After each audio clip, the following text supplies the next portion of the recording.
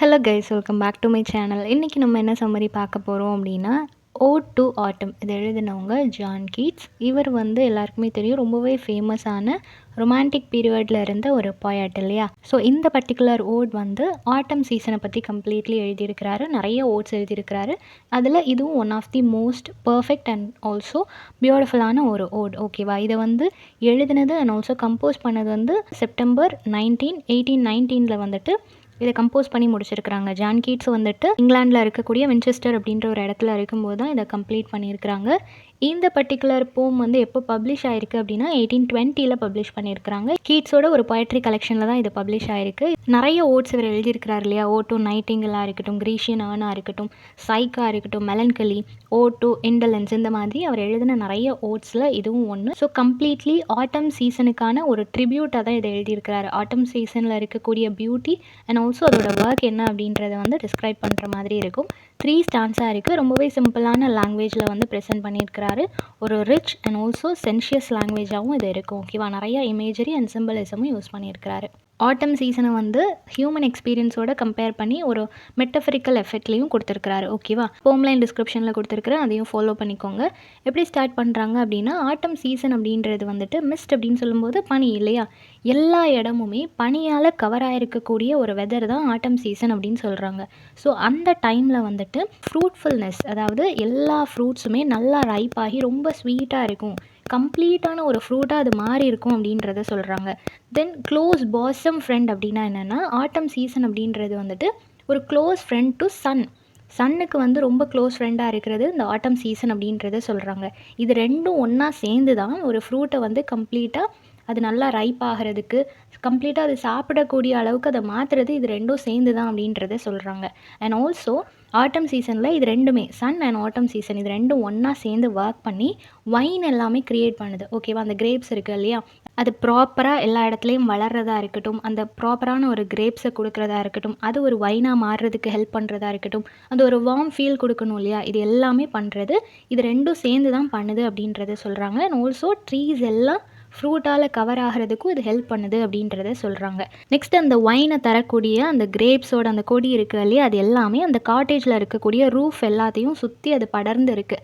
Everywhere இந்த ஆட்டம் season and son ரெண்டும் சேர்ந்து அதை நல்லா வளர வைக்குது. அந்த காட்டேஜோட ரூஃப் ஃபுல்லாக கவர் பண்ணுற மாதிரி அந்த ஹெவியான ஃப்ரூட்ஸோட அது அந்த ரூஃபை கவர் பண்ணிகிட்டு இருக்கு அப்படின்றத சொல்கிறாங்க.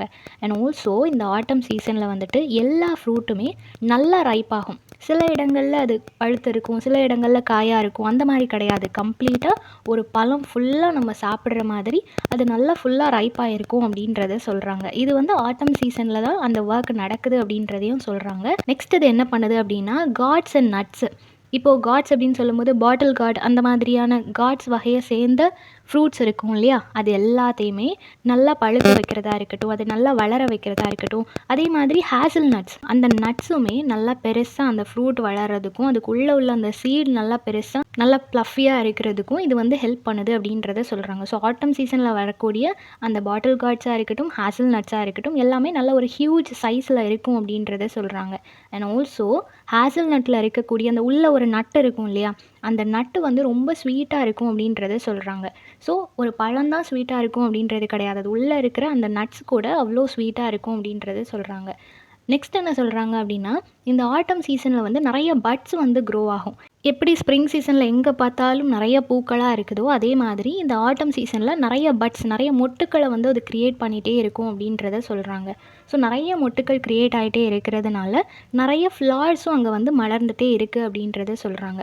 ஸோ அந்த ஃப்ளார்ஸ்லேருந்து ஹனீஸை வந்து கலெக்ட் பண்ணுறதுக்காக நிறையா பீஸ் அந்த இடத்துக்கு வருது. ஸோ அந்த ஃப்ளார்ஸை பார்த்து பீஸ் அங்கே உட்காந்து அங்கேருந்து ஹனீஸை கலெக்ட் பண்ணிகிட்டு இருக்கும்போது அந்த பீஸ் என்ன நினைக்கும் அப்படின்னா, இன்னமும் இந்த ஒரு வார்ம் ஃபீல் இருக்கிறதுனால பீஸ்க்கு வந்து தெரியாது அந்த சீசன் முடிய போகுது அப்படின்றது தெரியாது. லேட் ஆனாலும் இந்த சீசன் முடிஞ்சு போனாலும் கூட இந்த ஆட்டம் சீசன் இந்த மாதிரி ஒரு ஃபீலை கொடுக்கறதுனால அதே சீசனில் தான் இருக்கிறோன்ற மாதிரி நினச்சிட்ருக்கோம். அந்த வார்ம் ஃபீல் மறைஞ்சே போகாதுன்ற மாதிரி அந்த பீஸ் நினைக்கும் அப்படின்றத வந்து சொல்கிறாங்க. நெக்ஸ்ட் என்ன சொல்கிறாங்க அப்படின்னா, அந்த பீஸோட அந்த ஹனி கோம்ஸ், அது கூடு கட்டியிருக்கும் இல்லையா, அந்த தேன் கூடுல வந்து ஃபுல்லாக லோடடாக இருக்கும், நிறையா தேன் இருக்கும். ஏன்னா நிறைய ஃப்ளார்ஸ் இருக்குது, நிறைய மொட்டுக்கள் இருக்குது. அன்லிமிட்டடாக அதுக்கு ஹனி கிடச்சிட்டே இருக்கிறதுனால அந்த பீஸ் எல்லாமே கலெக்ட் பண்ணிகிட்டே இருக்குது. அதை வந்து அதோட கூட்டில் சேர்த்து வைக்கும்போது அது ஓவர்லோடடாக இருக்குது அப்படின்றத சொல்கிறாங்க. ஓவர்ஃப்ளோ ஆகிட்டு இருக்குது. அது அந்த ஷெல்லை வந்து ரீச் பண்ணும்போது அது ரொம்ப ஸ்டிக்கியாக இருக்குது, ஒரு கம்மை டச் பண்ண மாதிரி அந்த ஹனீஸ்க்கு வந்து ஃபீல் ஆகுது அப்படின்றத சொல்கிறாங்க. ஸோ அந்தளவுக்கு இந்த ஆட்டம் சீசன் வந்து ஃப்ளார்ஸ் அண்ட் ஆல்சோ ஹனீஸை வந்து க்ரியேட் பண்ணிகிட்ருக்குது. நெக்ஸ்ட் என்ன சொல்கிறாங்க அப்படின்னா, யார் வந்து சொல்ல முடியும் இந்த மாதிரி ஆட்டம் சீசனில் வந்து அபேண்டன்ஸை மட்டும்தான் நம்மளால் பார்க்க முடியும் அப்படின்றது யாராலையும் சொல்ல முடியாது, யார் அப்படி சொல்லுவா அப்படின்ற மாதிரி கேட்குறாங்க. நெக்ஸ்ட்டு இந்த ஆட்டம் சீசனை வந்து நம்ம எங்கெல்லாம் பார்க்கலாம் அப்படின்னா, சம்டைம்ஸ் இது வந்து வேரியஸ் ஃபார்மெட்டில் இருக்கும். ஓகேவா? ஆட்டம் சீசன் அப்படின்றது ஃப்ளார்ஸை பார்க்கும்போது அந்த ஹனீஸை பார்க்கும்போது தான் உங்களுக்கு தெரியும் அப்படின்றது கிடையாது. வேரியஸ் ஃபார்மெட்டில் நீங்கள் பார்க்க முடியும் அப்படின்றத சொல்கிறாங்க. ஃபர்ஸ்ட் என்ன அப்படின்னா, இந்த ஆட்டம் சீசன் வந்து ரொம்ப கேர்லெஸ்ஸாக எதை பற்றியும் கவலைப்படாமல் ரொம்ப லெத்தாஜிக்காக கிரெயின்ஸ் எல்லாம் சேர்த்து வச்சுருப்பாங்க இல்லையா, அந்த ஒரு ஃப்ளோர் தானிய கிடங்குன்னு சொல்லுவாங்க இல்லையா, அந்த ஃப்ளோரில் வந்துட்டு அது ரொம்ப லெத்தாஜிக்காக படுத்திருக்கும். விச் மீன்ஸ் ஆட்டம் சீசனில் நல்லா அறுவடை பண்ணி அந்த தானியங்களை எல்லாம் குவிச்சு வச்சுருப்பாங்க. ஸோ அதை பார்க்கும்போது உங்களுக்கு ஆட்டம் சீசன் அப்படின்றது ஞாபகம் வரும்.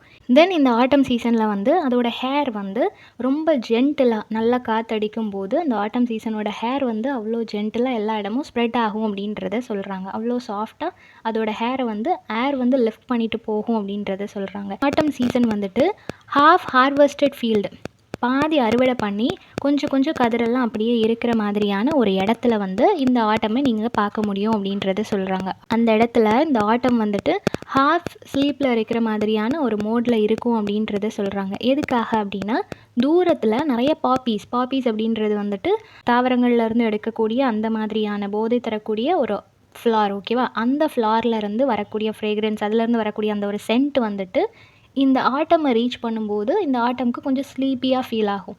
ஸோ அது வந்து அந்த ஹாஃப் ஹார்வெஸ்டட் பிளேஸில் இருக்கும்போது அந்த ஃப்ளாரோட ஸ்மெல் இதுக்கு வந்து ஒரு ஸ்லீப்பி மோடை க்ரியேட் பண்ணும். ஸோ அது அப்படியே தூங்கின மாதிரியே அந்த இடத்துல இருக்கும் அப்படின்றத சொல்கிறாங்க. தென் ட்வின்டு ஃப்ளார்ஸ். ஸோ இந்த மாதிரி அது ஒவ்வொரு இடமா மூவ் ஆகிட்டே இருக்குது. அந்த ஆட்டம் சீசன் வந்து ஒவ்வொரு இடமா மூவ் ஆகுது.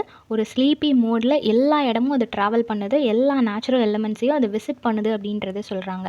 சம்டைம்ஸ் கிளீனர்னால் யார் அப்படின்னா, இப்போ இந்த ஆட்டம் சீசனில் வந்து அறுவடை பண்ணுறாங்க இல்லையா, அப்போது எல்லாத்தையும் அந்த கிரெயின்ஸ் எல்லாத்தையும் அவங்க எடுத்துகிட்டு போனதுக்கப்புறமா சில இது வந்து அந்த வயல்லையே விழுந்து கிடக்கும். மொத்தமாக எடுத்துகிட்டு போகாமல் சில இதை விட்டுட்டு போயிருப்பாங்க இல்லையா, அதை வந்து நிறையா பாவர்ட்டியில் இருக்கக்கூடிய பீப்புள், விடோ உமன், இந்த மாதிரியான சாப்பாட்டுக்கு வழி இல்லாதவங்க அதை எடுத்துகிட்டு வீட்டுக்கு கொண்டு போய் அதை சமைச்சு சாப்பிடுவாங்க. அந்த மாதிரியான பீப்புள் மாதிரி இந்த ஆட்டம் சீசனும் அந்த லெஃப்ட் ஓவர் கிரெயின்ஸ் எல்லாத்தையும் கலெக்ட் பண்ணிகிட்டு இருக்கும் அப்படின்றத சொல்கிறாங்க. விச் மீன்ஸ் அது வந்து அங்கே ட்ராவல் ஆகி வரும்போது நல்லா காற்று அடிச்சுது அப்படின்னா அந்த ஆட்டம் சீசனோட அந்த ஏரோட சேர்ந்து அந்த கிரெயின்ஸும் பறந்து போகும் அப்படின்றத சொல்கிறாங்க. ஸோ அந்த ஆட்டம் சீசனோட தலையில் நிறைய லோடட் ஆஃப் கிரெயின்ஸை வச்ச மாதிரி அவ்வளோ கிரெயின்ஸையும் அது மொத்தமாக சுருட்டி இன்னொரு இடத்துக்கு கொண்டுட்டு போகும் அப்படின்றத சொல்கிறாங்க. ஸோ ஒரு சைடர் ப்ரெஸ் அப்படின்னா என்னென்னா, இது வந்து ஆப்பிள்ஸ் எல்லாத்தையும் நம்ம உள்ளே போட்டோம் அப்படின்னா அதை நீட்டாக ஜூஸாக புழிஞ்சு அந்த ஜூஸை மட்டும் எக்ஸ்ட்ராக்ட் பண்ணிவிட்டு தேவையில்லாதது வெளியே போட்டுரும். ஓகேவா? ஸோ இது வந்து அந்த ட்ரிங்க்ஸ் க்ரியேட் பண்ணுறதுக்காக பண்ணக்கூடிய ஒரு மெஷின். இந்த மெஷினோட ப்ராசஸ் வந்து ரொம்ப ஸ்லோவாக தான் இருக்கும்.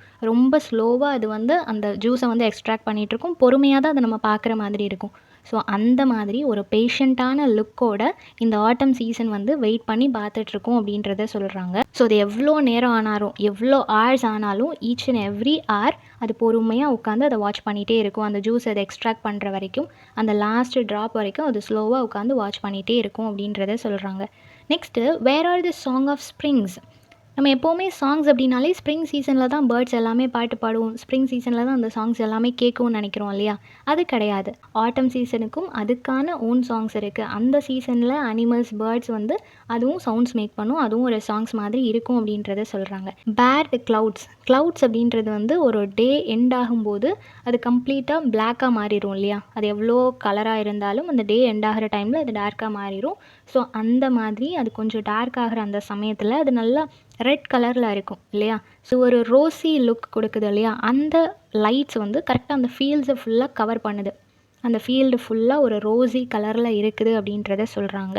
தென் gnats அப்படின்ற ஒரு வகையான பூச்சி, ஓகேவா? இந்த பூச்சி வந்து ஹை பிச்சில் ஒரு சவுண்டு வந்து மேக் பண்ணிகிட்டு இருக்குது. அது வந்து அந்த ஃபீல்ட்ஸில் கேட்கும்போது ஒரு மார்னிங் சாங் மாதிரி இருக்குது அப்படின்றத சொல்கிறாங்க. தென் அந்த ஷாலோஸ் ஆஃப் ரிவர்ஸை தாண்டி அந்த ஆட்டம் சீசன் வந்து ட்ராவல் பண்ணி போயிட்டு இருக்கும்போது இந்த ஒரு பூச்சியையும் அது சுமந்துட்டே போகுது அப்படின்றத சொல்கிறாங்க. ஸோ அந்தளவுக்கு அது லைட் வெயிட்டடாக இருக்குது. ஸோ வேகமாக காற்றடிக்கும் போது அந்த பூச்சியும் அந்த விண்டோட சேர்ந்து ட்ராவல் பண்ணிகிட்டு இருக்குது. அது வந்து நல்லா ரைஸ் ஆகுது, ஃபால் ஆகுது, காற்று எந்த பக்கம்லாம் வீசுதோ அந்த பக்கத்துக்கு ஏற்ற மாதிரி அந்த பூச்சியெல்லாம் பறந்துகிட்டே இருக்குது. அதால் கிரிப்பாக ஒரு இடத்துல நிற்க முடியல, ரொம்ப லைட் வெயிட்டடாக இருக்கிறதுனால அந்த விண்டு வந்து எல்லா இடத்துக்கும் அதை கூட்டிகிட்டு போகுது அப்படின்றத சொல்கிறாங்க. தென் மலை உச்சியில் வந்து ஃபுல் க்ரோன் லேம்ஸ், ஆட்டுக்குட்டி இருக்குது இல்லையா, அது வந்து கொஞ்சம் வளர்ந்ததுக்கப்புறமா, நல்லா வளர்ந்ததுக்கப்புறமா அது ஒரு கம்ப்ளீட் லேம்பாக இருக்கும்போது அது ஒரு சவுண்ட் மேக் பண்ணும் இல்லையா, அது வந்து அந்த மலை உச்சியிலேருந்து எனக்கு கேட்டுட்டு இருக்குது. ஸோ இந்த பூச்சி ஏற்படுத்துகிற சத்தமாக இருக்கட்டும், இந்த ஆட்டுக்குட்டிகள் ஏற்படுத்துகிற சத்தமாக இருக்கட்டும், இது எல்லாம் தான் ஆட்டம் சீசனோட சாங்ஸ். இன்னும் என்னெல்லாம் சாங்ஸ் கேட்குது அப்படின்னா ஹெச் கிரிக்கெட்ஸ், இதுவும் ஒரு வகையான பூச்சி, ஓகேவா? அது ஒரு சாஃப்டான சாங் மாதிரி, ஒரு ஹை பிச்டு சவுண்டு மாதிரி அது க்ரியேட் பண்ணிகிட்டு இருக்குது. ஸோ அந்த சவுண்ட் எனக்கு கேட்குது. இந்த மாதிரி எல்லா பக்கத்துல இருந்தும் சவுண்டு கேட்டுகிட்டே இருக்குது. ரெட் பிரஸ்ட் அப்படின்னு சொல்லக்கூடிய ராபின் அப்படின்ற அந்த ஒரு ஸ்பீசிஸும் அதுவுமே விசில் பண்ணிகிட்டே இருக்குது. கார்டனில் எவ்ரிவேர் அதுவும் சுற்றி வருது, அதுவும் ஒரு சவுண்டை வந்து மேக் பண்ணிகிட்டே இருக்குது. ஸோ அதோட சவுண்டும் ரொம்ப பியூட்டிஃபுல்லாக கேட்டுட்டு இருக்குது. எவ்ரிவேர் எல்லா இடத்துலையும் நல்ல சின்ன சின்ன பூச்சிகளாக இருக்கட்டும், பறவைகளாக இருக்கட்டும், விலங்குகளாக இருக்கட்டும், எல்லாம் எல்லா இடமும் அலைஞ்சு தெரியும் போது ஸ்கைலையும் சரி நிலத்துலையும் சரி நிறையா சவுண்ட்ஸை மேக் பண்ணுது. அதுதான் இந்த ஆட்டம் சீசனோட சாங் அப்படின்றது சொல்கிறாங்க. ஸோ ஆட்டம் சீசனில் எல்லாமே இருக்குது. ஸ்ப்ரிங்க்கு ஈக்குவலாக இதுவுமே நேச்சரை இன்னும் அழகாக்குது அப்படின்றத சொல்கிறாங்க. ஸோ இந்த சம்மரி எல்லாருக்கும் புரிஞ்சிருக்கும்னு நினைக்கிறேன். நெக்ஸ்ட் என்ன டாப்பிக்கில் வீடியோ போடலான்னு சொல்லி கமெண்ட் பண்ணுங்கள். தேங்க்யூ ஃபார் வாட்சிங்.